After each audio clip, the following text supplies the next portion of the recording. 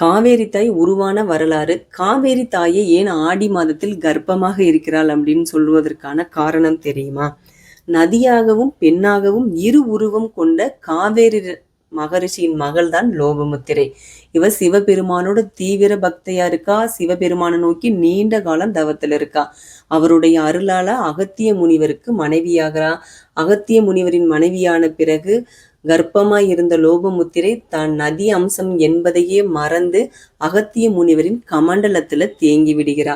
அதனால பூமியில விவசாயம் செய்ய முடியாம மக்கள் வறுமையில இருக்காங்க. இதை பார்த்த தேவர்கள் விநாயக பெருமான் கிட்ட போய் லோபமுத்திரை தான் நதி அம்சம் என்பதையே மறந்துட்டா, அகத்திய முனிவரோட கமண்டலத்துல தேங்கி இருக்கிறா, கவிழ்த்து விடுமாறு சொல்றாங்க. விநாயக பெருமான் அப்படியே செய்கிறாரு. லோபமுத்திரை அன்றிலிருந்து வற்றாத ஜீவ நதியாக, புண்ணி நதியாக, முப்போகம் விளையக்கூடிய பூமியாக மாற்றுகிறாள்.